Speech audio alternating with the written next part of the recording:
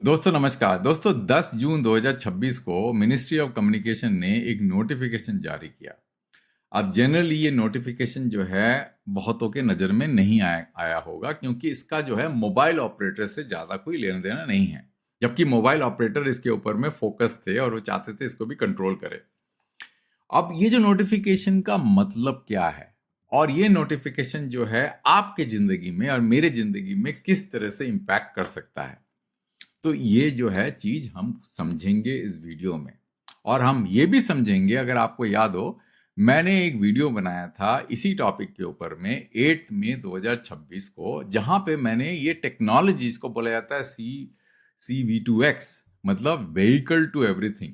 Vehicle communicate करेगा दूसरे vehicle से, रोड साइड के इक्विपमेंट से, इसलिए इसको बोला जाता है व्हीकल टू एवरीथिंग। तो इसमें ये जो टेक्नोलॉजी है, इसको वाईफाई के द्वारा क्यों नहीं इस्तेमाल किया जा सकता, ये मैंने इस वीडियो में समझाया था। और ये टेक्नोलॉजी काम कैसे करती है, इसका मैं लिंक जो है डिस्क्रिप्शन में डाल दूंगा।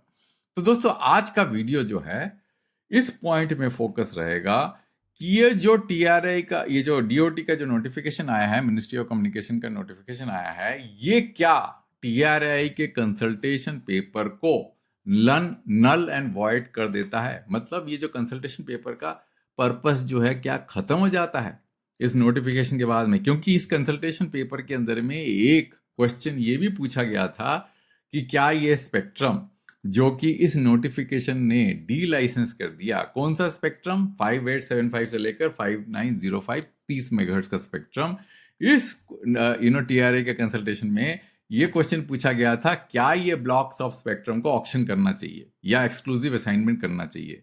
तो जब डी लाइसेंस हो ही गया तो फिर क्या मतलब रहा उस पूरे डिस्कशन में। तो बट इसमें एक पॉइंट जो है अभी भी क्वेश्चन मार्क है, वो है कि road side unit, RSU units का क्या करेंगे। व्हीकल के अंदर में तो सारे के सारे जो यूनिट्स होंगे वो डी लाइसेंस होंगे, उसके लिए आपको कोई परमिशन लेने की जरूरत नहीं। जैसे आप वाईफाई यूज करते हैं वैसे ही आप इसको इस्तेमाल कर सकते हैं। पर रोड साइड यूनिट का क्या होगा, किस तरह से जो है उसको परमिशन देंगे, क्या वो परमिशन देने की दरकार है कि नहीं है, और नहीं देंगे तो क्या इम्प्लीकेशन होगा, और उसका प्राइसिंग मॉडल क्या होगा, अब हमें लाइसेंसिंग पॉइंट ऑफ व्यू कितना चार्ज करेंगे, ये सारे मुद्दे जो है TRI के कंसल्टेशन पेपर में डिस्कस होने चाहिए, है ना। बट ऑक्शन का जो है डिस्कशन मेरे को लगता है नल एंड वॉइड हो गया, और मैं बताऊंगा इस वीडियो में कि अगर ऑक्शन करते तो क्या खामियां हमको झेलनी पड़ती। तो दोस्तों ये मेरा प्रेजेंटेशन है कि did DOT just kill CV2X spectrum auction debate and what happens to the TRI consultation paper now. मतलब क्योंकि मेन तो ऑपरेटर का फोकस ये था कि स्पेक्ट्रम को भी कंट्रोल कर लिया जाए, जिससे कि इस स्पेक्ट्रम के द्वारा जितने भी सर्विसेज जो है डिप्लॉय होने वाले हैं उसमें भी रेवेन्यू कमाया जाए। पर वो ऑपरेटर जो है उस डिबेट के अंदर में, अब वो जो मेन डिबेट था, मुद्दा था, इसका डी लाइसेंस होने के बाद में वो तो खत्म हो गया कंट्रोल ऑपरेटर का, है ना। बट रोड साइड यूनिट के अंदर में उनका कंट्रोल अभी भी हो सकता है, मैं नहीं कह सकता कि वो नहीं हो सकता, पर किस तरह से होगा, क्या होगा वो समझते हैं यार, होगा कि नहीं होगा वो भी हम समझते हैं, है ना। तो ये जो CV2X क्या है, ये व्हीकल टू एवरीथिंग है, ये सेफ्टी के लिए है, ये कोई एंटरटेनमेंट के लिए नहीं है, डायरेक्ट कम्युनिकेशन है from one vehicle to another vehicle, shared spectrum है। और वो जो अभी स्पेक्ट्रम डी लाइसेंस हुआ है वो 30 मेगाहर्ट्ज का स्पेक्ट्रम है, जो मैंने बताया ये लाइसेंस एग्जमेंट है, non exclusive, non interference and non protection basis पे है। तो ये है summary, what did DOT actually notify. ये वाला ब्लॉक ऑफ स्पेक्ट्रम है, इसको उन्होंने जो है लाइसेंस एग्जाम कर दिया है, नॉन एक्सक्लूसिव बेसिस में, नॉन इंटरफेरेंस बेसिस में, नॉन प्रोटेक्शन बेसिस में, और इससे जो है व्हीकल का जो सेफ्टी जो है वो सुनिश्चित होने वाला है ना। अच्छा, मोस्ट इंपॉर्टेंट थिंग इसके अंदर में नॉन एक्सक्लूसिव बेसिस है। इसका मतलब जो व्हीकल एक पर्टिकुलर ब्लॉक ऑफ स्पेक्ट्रम इस्तेमाल कर रहा है, वो कि 30 मेगाहर्ट्ज का जो स्पेक्ट्रम इस्तेमाल कर रहा है, वो एक्सक्लूसिव नहीं है। मतलब सारे लोग शेयर्ड मोड में वो स्पेक्ट्रम इस्तेमाल करेंगे, इंटरफेरेंस में भी प्रोटेक्शन नहीं मिलेगा, और इसके अंदर में कुछ भी और जो है, मतलब जैसे एक्सक्लूसिव स्पेक्ट्रम में होता है ना, ये कोई इंटरफेयर नहीं कर सकता, इसके अंदर में वाईफाई जैसा ही असाइनमेंट है। इसके अंदर पावर कंट्रोल, पावर का जो रेगुलेशन है वो सबसे इंपॉर्टेंट है, वो यहाँ पे इस टेबल में आपको मिल जाएगा। यहाँ पे पावर डेंसिटी मेंशन है 23 dBm पर मेगाहर्ट्ज, और कितना मैक्सिमम पावर ट्रांसमिट कर सकते हैं वो 33 dBm है, और आउट ऑफ बैंड एमिशन जो है कितना अलाउड है वो भी इसमें मेंशन्ड है। है ना दोस्तों। अच्छा, आप देखते हैं कि जो लाइसेंस स्पेक्ट्रम होता है और जो CV2X का जो स्पेक्ट्रम है, जो OBU मॉडल है, उन दोनों में फर्क क्या है? ये just for the sake of those users जिनको इसके बारे में ज़्यादा मालूम नहीं है। लाइसेंस में क्या होता है कि भैया ये स्पेक्ट्रम जो है गवर्नमेंट की परमिशन चाहिए रहती है उसका इस्तेमाल करने के लिए, ये एक्सक्लूसिव होता है, मतलब इसके अंदर कोई दूसरा ऑपरेटर जो है स्पेक्ट्रम को इस्तेमाल नहीं कर सकता। ये जनरली ऑक्शन होता है, ये प्रोटेक्टेड फ्रॉम इंटरफेरेंस होता है, और service and spectrum charges SUC government को पे करना पड़ता है। अब डी लाइसेंस स्पेक्ट्रम में क्या होता है, इसके अंदर कोई लाइसेंस फी नहीं चाहिए, ये नॉन एक्सक्लूसिव बेसिस में है, मतलब कुछ भी कोई भी इस्तेमाल कर सकता है इसमें। ये ऑक्शन जो है नहीं होगा, नो प्रोटेक्शन, इसमें कोई इंटरफेरेंस प्रोटेक्शन नहीं होगा, और इसमें कोई स्पेक्ट्रम यूसेज चार्ज एप्लीकेबल नहीं होगा। तो mobile spectrum is a privilege spectrum and CV2X spectrum is a shared right just like wifi, है ना। और CV2X design for cooperative safety, for not for commercial exclusivity, है ना। अच्छा दोस्तों, मैंने इस वीडियो के अंदर में मैंने टूल बताया था, जिसका लिंक शायद मैं नहीं दे सकता क्योंकि वो स्टैंड अलोन टूल है। कोशिश करूंगा अपने वेबसाइट में डाल दूंगा, तो वहां से आप डाउनलोड कर सकते हैं।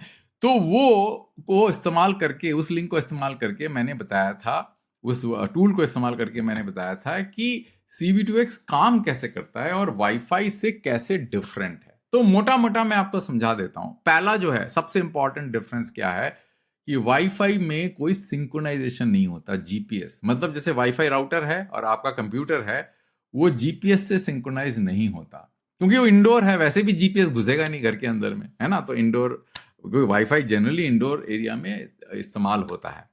पर CV2X क्योंकि वो रोड में इस्तेमाल होता है, तो इसके अंदर में जीपीएस सिग्नल आसानी से आप पकड़ सकते हैं। तो ये जीपीएस सिंक्रोनाइज्ड है।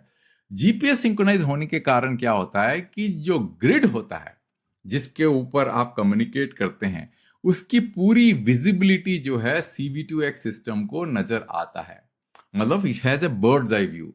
वाईफाई में ऐसा नहीं होता, और इस कारण से जो ये सिस्टम है CV2X जो है वो मोर एफिशिएंट है। इसके अंदर में कंटेंशन, जैसे बोलते हैं ना कि भाई कोल्यूजन को डिटेक्ट करने की बहुत क्षमता है और कोल्यूजन अवॉइडेंस की बहुत क्षमता है, जो कि वाईफाई में नहीं है। इसीलिए वाईफाई जो है इस तरह के क्रिटिकल कम्युनिकेशन में इस्तेमाल नहीं किया जाता, और CV2X को डिजाइन इस तरह से किया गया है कि इसमें कंटेंशन और कोल्यूजन के चांसेस बहुत कम हैं, और ये सेफ्टी फर्स्ट है क्योंकि जो सिग्नल भेज रहे हैं वो सेफ्टी के लिए बहुत इंपॉर्टेंट है।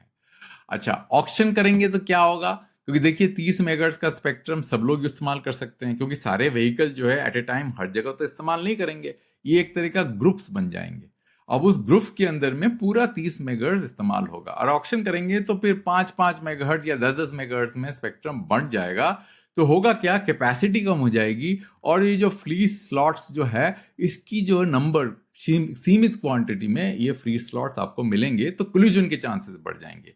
तो जो भी एडवोकेट कर रहे थे कि स्पेक्ट्रम को ऑक्शन करना चाहिए, वो ये सब चीजें सोच के बात नहीं कर रहे थे। They were not thinking in a very critical manner, क्योंकि ये स्पेक्ट्रम जो है सेफ्टी के लिए है। ये एक्सक्लूसिव असाइनमेंट करेंगे तो फ्रैगमेंट हो जाएगा और पूरी कैपेसिटी कम हो जाएगी और कोलिजन के चांसेस बढ़ जाएंगे, जैसे मैंने आपको यहां दिखाया। ये स्क्रीनशॉट लेके आप पढ़ सकते हैं। अच्छा, why this matters for road safety, road safety के लिए क्यों जरूरी है, क्योंकि देखिए ब्रेकिंग जो है, ऑटोनोमस ब्रेकिंग, कोई हैजार्ड है आगे, फिर red light violation, collusion warning, ये सारी चीजें जो है व्हीकल आपस में कम्युनिकेट करके एक दूसरे को बता सकते हैं, इन्फॉर्म कर सकते हैं। और अगर ये सिस्टम नहीं लगा हो तो क्या होगा कि कुछ रोड एक्सीडेंट के जो है जो इंटेंसिटी है वो बढ़ सकती है। इससे सिस्टम काफी सिक्योर हो सकता है, और इस कारण से इस CV2X सिस्टम का बहुत ज्यादा इंपॉर्टेंस है। इसलिए सरकार ने, मेरे को लगता है कि प्रायोरिटी बेसिस में सिस्टम को डी लाइसेंस किया है, क्योंकि ये इंस्टॉल होगा ना व्हीकल में, जब तक इंस्टॉल नहीं होगा ये, तब तक जो है इसका फायदा नहीं मिलेगा। एक दो व्हीकल में लगाने का मतलब नहीं है, क्योंकि आज जो है डी लाइसेंस हुआ है, तो आप आने वाले टाइम में 4-5 साल में जो नए व्हीकल्स आएंगे उसमें ये सिस्टम लग के आएंगे, और धीरे धीरे करके पूरा इकोसिस्टम में आप ये सिस्टम लगवा सकते हैं और लग जाएगा ये। अच्छा, अब मुझे बताइए, लोग एक बात जरूर करेंगे, मतलब ये सब करने की क्या जरूरत है, मोबाइल नेटवर्क तो है ना। आप मोबाइल नेटवर्क इस्तेमाल करके यही चीज अचीव कर सकते थे।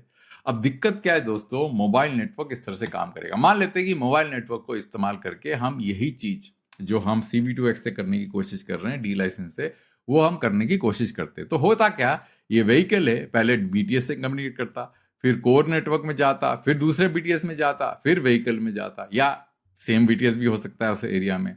प्रॉब्लम क्या होता है कि ये BTS जो है ये एक सिंगल पॉइंट ऑफ फेलियर, मतलब weak link of the chain बन सकता है, क्योंकि हो सकता है गांव में ये काम ना कर रहा हो, पावर सप्लाई ना हो, कुछ कवरेज गैप्स हो, या फिर कंजेशन हो आ जाए इसके अंदर में, है ना, इसका बैकअप फेलियर हो जाए। तो ये जो सिस्टम है ये क्रिटिकल टाइम में हो सकता है काम ना करे। नॉर्मल कम्युनिकेशन में तो काम करता है, क्योंकि अगर कॉल नहीं मिला तो दोबारा डायल कर लेते हैं, पर क्रिटिकल टाइम में जो है इस तरह के सिस्टम काम नहीं करते। इसमें क्या होता है, लॉन्गर पाथ, मोर डिपेंडेंसी, हायर रिस्क होता है।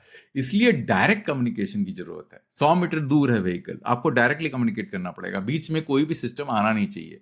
इसीलिए जो है ये सिस्टम CV2X सिस्टम जो है रिलायबल सिस्टम है, सेफ्टी के लिए बहुत इंपॉर्टेंट है। मोबाइल बेस्ड सिस्टम नहीं इस्तेमाल कर सकते। समझ में आ गया दोस्तों आपको? अच्छा, व्हाट अबाउट रोड? अब आता है मोर इंपॉर्टेंट पॉइंट कि रोड साइड यूनिट जिसे होता है RSU, इसका क्या करें?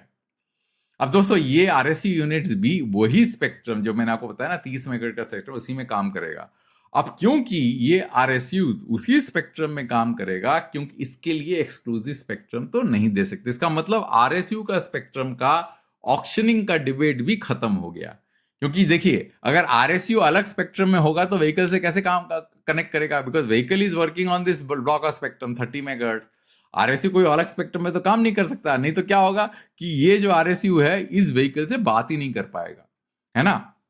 तो RSU के लिए स्पेक्ट्रम सेम कॉमन होना चाहिए। तो अगर इसके लिए डी लाइसेंस हो गया तो इसके लिए भी डी लाइसेंस होना चाहिए। पर दिक्कत क्या है दोस्तों कि RSU कोई भी डिप्लॉय नहीं कर सकता। मान लेते हैं कि आपने इसको फ्री फॉर ऑल कर दिया RSU को, तो RSU कोई मिस्चीवियस आदमी पकड़ के व्हीकल के साथ में छेड़खानी करना शुरू कर दे तो वो भी ठीक बात नहीं है। तो RSU का डिप्लॉयमेंट कंट्रोल होना चाहिए, रिस्पॉन्सिबल एंटिटी को ही डिप्लॉय करने देना चाहिए। बट RSU डिप्लॉय करने के बाद DOT इससे रेवेन्यू कमाना शुरू कर दे, वो भी ठीक नहीं है, क्योंकि स्पेक्ट्रम तो वैसे ही डी लाइसेंस है ना। तो ये जो अगर आप परमिशन देते हैं RSU डिप्लॉयमेंट में, जो भी cost of management of this RSU है बाय DOT ऑफिशियल, उसको रिकवर कर सकते हैं आप। ये नहीं कर देगी कि इसके ऊपर में आपने रेवेन्यू शेयर लगा दिया 3%, 5% का, तो ये पूरा का पूरा RSU का मॉडल जो है वो फेल हो जाएगा। आप समझ रहे हैं ना, क्योंकि जनरली क्या करेंगे, ये स्टेट एजेंसीज हो गया, ट्रैफिक पुलिस हो गया, इस तरह के लोग ही डिप्लॉय करेंगे। ये कोई कमर्शियल से तो होना नहीं, क्योंकि this is not a commercial system ना। तो इसलिए जो है मोटा मोटा इसमें एडमिनिस्ट्रेटिव चार्जेस अगर DOT करती है तो वही रिकवर करे, बाकी इसमें कोई लाइसेंस फी लगाने की जरूरत नहीं है। तो बिग पिक्चर क्या है, CV2 is for public safety. क्यों? क्योंकि इसके अंदर में रोड सेफ्टी को बहुत ज्यादा फायदा होने वाला है। बहुत तरह तरह की चीजें आप इससे कर सकते हैं, बहुत सारे बेनिफिट है। Improve situational awareness, faster response, fewer crashes, traffic efficiency, stronger resilience. और रियल वर्ल्ड इम्पैक्ट क्या होगा, सेव लाइव्स, मतलब जाने बच्चे बच सकती हैं, प्रोटेक्ट एवरीवन, हम लोग आपस में मतलब एक दूसरे को प्रोटेक्ट कर सकते हैं, support smarter cities and deliver long term value. CV2X is a more than a technology, मतलब ये टेक्नोलॉजी से भी कहीं बढ़कर है। It's a commitment to public safety, and together we can make our road safer and we can drive in those road in a very safe manner, जो आज की तारीख में कभी कभी रिस्की हो जाता है ना।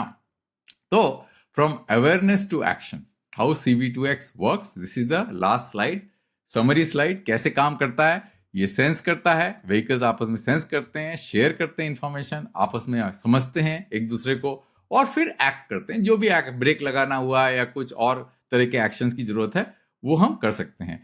व्हाट मेक्स CV2X यूनिक, क्योंकि ये डायरेक्ट कम्युनिकेशन है, कोई बीच में कोई अथॉरिटी इसमें है नहीं, इसमें लेटेंसी बहुत कम है, क्योंकि ये बहुत शॉर्ट डिस्टेंस कम्युनिकेशन है। स्केलेबल फॉर मैसिव कनेक्टिविटी, क्योंकि ये स्केल करेगा, क्योंकि कुछ ही ग्रुप्स में कनेक्शन होंगे ना। ये थोड़ी ना कि भैया एक बहुत बड़ा BTS में बहुत मतलब एक 5 किलोमीटर का रेडियस में आपको सारे कार्स जो है मतलब उसमें जो है शेयर करेंगे, ऐसा नहीं होगा। छोटे छोटे ब्लॉक्स में होंगे, और built in security and authentication होगा, तो प्रोटेक्ट करेंगे एक दूसरे को। And work across device manufacture, क्योंकि ये स्टैंडर्ड है डिवाइस मैन्युफैक्चर में कि अक्रॉस काम करेगा। तो एग्जांपल्स जो है आपके नीचे है, vehicle approaching, hazard head, red light violation working, collision working, work zone alert, मतलब सामने कोई काम हो रहा है, कुछ कर रहा है, वो भी अलर्ट आप दे सकते हैं सिस्टम में। कभी कभी क्या होता है ना, रोड के अंदर में कोई मेंटेनेंस कर रहा है और आपको पता नहीं, आप उस लेन में घुस गए, तो ये भी पॉसिबल है। तो बहुत सारे इम्पैक्ट और रोड सेफ्टी को बहुत फायदा होगा, हमारी जो है जिंदगी आसान होगी रोड के अंदर में, lives will be saved. तो CV2X is not just connectivity, it is a cooperative intelligence for safer tomorrow, है ना दोस्तों। तो अंत तक वीडियो देखने के लिए बहुत धन्यवाद दोस्तों। एक वीडियो दूसरे टॉपिक में जल्दी लेके आऊंगा।